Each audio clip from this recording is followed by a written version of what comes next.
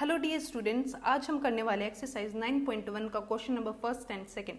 तो सबसे पहले क्वेश्चन नंबर फर्स्ट को पढ़ते हैं और उसको करते हैं। ठीक है, तो क्वेश्चन नंबर फर्स्ट को पढ़ लेते हैं। क्वेश्चन नंबर फर्स्ट क्या बोल रहा है, एक सर्कस आर्टिस्ट है, ठीक है, वो चढ़ता है एक 20 मीटर लंबी रोप पर। ठीक है, देखो फिगर इसकी दी हुई है, तो हमारी ये रस्सी है, ठीक है, 20 मीटर लंबी एक रस्सी है। ठीक है, उसके बाद बोला गया which is tightly stretched and tied from the top of a vertical pole, जो कि एक वर्टिकल पोल के टॉप पे बंधी हुई है और साथ में ग्राउंड से बंधी हुई है। ठीक है जी, ये भी समझ गए, ग्राउंड से बंधी हुई है और पोल के टॉप पे बंधी हुई है। तो हमसे पूछा गया है find the height of the pole. जब उसने बोल दिया कि भाई पोल के टॉप से, इसका मतलब ये मेरा क्या है, पोल है, तो उसकी हाइट यही होगी, हाइट यही होगी, इसका मतलब ये मेरी हाइट है। ठीक है, तो हमें हाइट ही फाइंड करके बतानी है, हाइट ही फाइंड करके बतानी है। ठीक है, इसको हटाओ। ठीक है, क्वेश्चन को सोल्व करते हैं। तो एक बात बताओ, अच्छा इन क्वेश्चंस में आपको क्या करना है ना, आपको अपना P पहचान लेना है, आपको अपना H पहचान लेना है और आपको अपना B पहचान लेना है। ठीक है, ये पहचानने के बाद उसके बाद आपका काम आसान हो जाएगा। अच्छा, आपको ये जो दे रखा है ये क्या है, जल्दी से बोलो। ये 20 मीटर क्या है, ये मेरी हाइपोटेन्यूज है। क्या है, हाइपोटेन्यूज है। बेस क्या है, जहाँ पे मेरा एंगल बन गया, ये मेरा बेस। एंगल के ठीक सामने वाली साइड क्या होती है हमारी, परपेंडिकुलर। क्या होती है, परपेंडिकुलर। पूरा नहीं लिख रही, ठीक है, परपेंडिकुलर। ठीक है जी, तो आपको ये क्लियर हो गया, बिल्कुल क्लियर हो गया। अब तसल्ली से आपको क्या करना है, आपको जो जो वैल्यूज गिवन है ना, जो जो वैल्यूज गिवन है उनका यूज करना है। क्या यूज करना है, देखो इसको हटा दो एक बार, देखो सुनो, आपको हाइपोटेन्यूज गिवन है और आपको क्या निकालनी है, ये पोर्शन, मतलब कि आपको परपेंडिकुलर निकाल के बता देना है। तो इसका मतलब आपको यूज करना है H और आपको यूज करना है P। ठीक है, HP, इनका यूज आपको करना है। तो कौन सी ट्रिग्नोमेट्रिक रेशियो में आपको देखने को मिलती है P और H साथ में, जल्दी से बताओ। तो भाई ये हमारी साइन में देखने को मिलती है, साइन लिख दिया थोड़ा, साइन, साइन में देखने को मिलता है। भाई साइन थीटा क्या होता है, साइन थीटा जल्दी से बताओ, P/H, P भी आता है और H भी आता है। तो आपको साइन थीटा का यूज करना है, आपको क्या करना है, साइन थीटा का यूज कर लेना है। थीटा आपको पता है, बिल्कुल पता है, 30 डिग्री है, तो बस फिर लिख दो। तो क्या लिखना है, sign 30 degree equals to P/H। भाई P भी लिख लो, इसको ABC की फॉर्म में लिख लो। P क्या है, देखो P है आपका AB, P है आपका AB और H हाइपोटेन्यूज के नाम पे, सॉरी हाँ AC, हाइपोटेन्यूज के नाम पे है AC। वैल्यूज रख दो। ठीक है, आपको देखो AC की वैल्यू गिवन है, AC की वैल्यू लिख लो। AC की वैल्यू गिवन है 20, A भी मेरे को नहीं पता, जो कि मेरे को पोल की हाइट बतानी है, यही मेरा पोल की हाइट है। ठीक है, और साइन थीटा की मतलब कि साइन 30 डिग्री की वैल्यू हाफ होती है। जल्दी से बोलो, वैल्यूज याद होनी चाहिए, बिल्कुल याद है, हाफ होती है।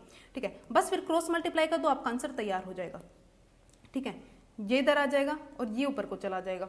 ठीक है, तो मैं बोल सकती हूँ कि भाई ये 20, एक मिनट, मैं AB, देखो एक मिनट, ये AB को मान लेते हैं, मैंने इधर ही रखा, तो ये ऊपर चला जाएगा, तो ये हो जाएगा 20/2। तो कितना आ गया, 10 मीटर, 10 मीटर। ठीक है, तो ये जो हमारी हाइट है ना, चलो नीचे लिख लेते हैं, यहाँ पे लिख लेते हैं हाइट ऑफ पोल। तो हाइट ऑफ पोल कितनी आ गई, 10 मीटर। आप लोगों को समझ में है, जस्ट आपको PHB इनको पता कर लेना है कि कौन मेरा P है, कौन मेरा H है, कौन मेरा B है। अब इनमें से आपको जिसका भी यूज करना है ना वो निकालो। मान लेते हैं मेरे को P और B का यूज करना होता, P और B का, तो P और B कौन सी ट्रिग्नोमेट्रिक रेशियो में आती है, तो वो मेरे को 10 में देखने को मिलती है। मान लेते हैं मेरे को B और H का यूज करना होता, तो मैं किसको यूज करती, भाई मैं कोस को यूज कर लेती। अगर मेरे को P और H का यूज करना होगा तो मैं किसको देखूंगी, भाई मैं साइन की तरफ जाऊंगी।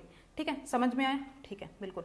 अभी हम देखते हैं हमारा question number second. Question number second क्या कहता है, ठीक है, तो क्वेश्चन नंबर सेकंड को पढ़ते हैं। क्वेश्चन नंबर सेकंड बोल रहा है कि ए ट्री ब्रेक्स, दूसरा कलर यूज कर लेते हैं, a tree breaks due to storm. भाई तूफान वगैरह की वजह से एक पेड़ टूट के पड़ गया, और ये बोला गया है broken part bend so the top of the tree touches the ground making an angle of 30 degree.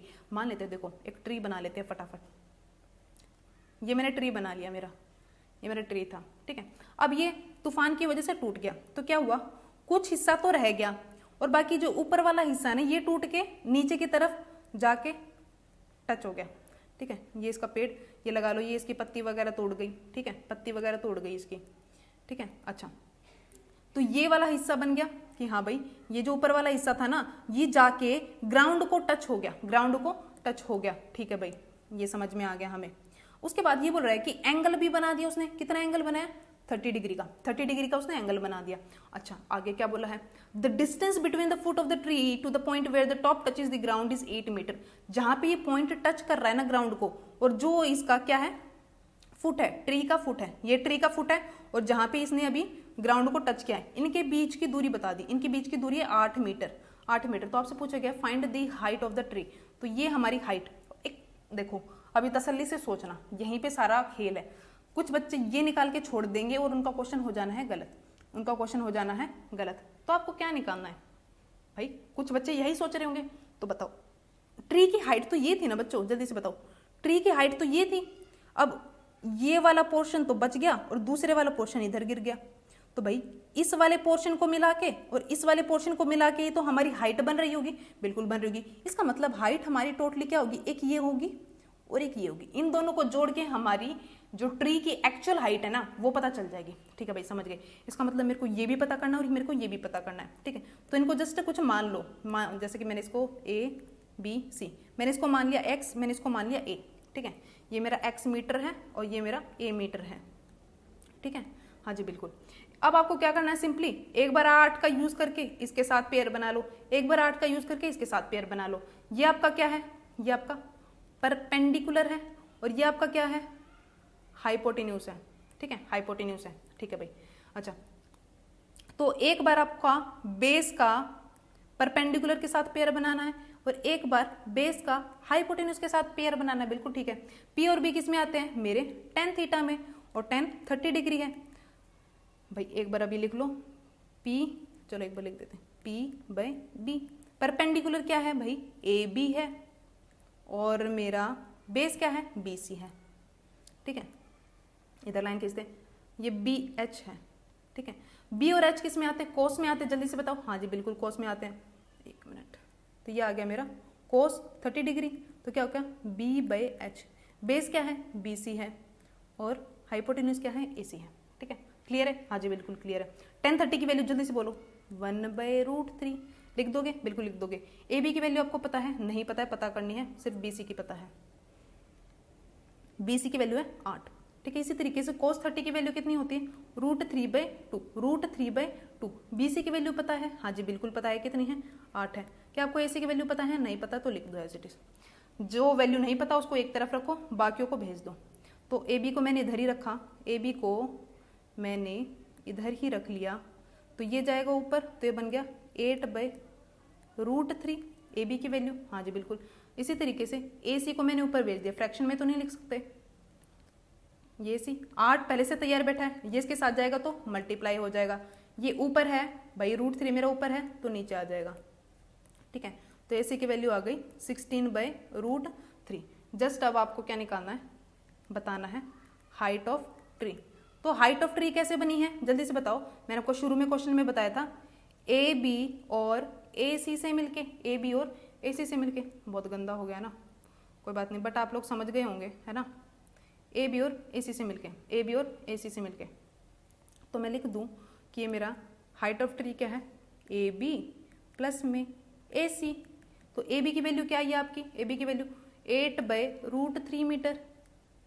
ठीक है, और AC की वैल्यू क्या आई है, 16/√3 मीटर।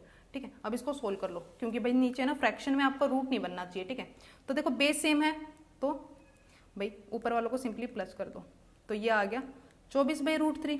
अब आप रैशनलाइज कर सकते हो, √3 से ऊपर नीचे मल्टीप्लाई कर दो, तो ये बन गया 24√3 और नीचे में 3, तो भाई ये गया 8 पे, तो ये आपकी वैल्यू हो गई 8√3 मीटर। तो ये हो गई आपकी ट्री की हाइट, ट्री की हाइट। आप लोगों को समझ में आया, जल्दी से बोलो, समझ में आया, बहुत अच्छी बात है, समझ में आ गया होगा। नहीं आया हो तो एक बार और रिपीट कर लेना, आई एम 110% श्योर कि यहीं पे क्लियर हो जाएगा।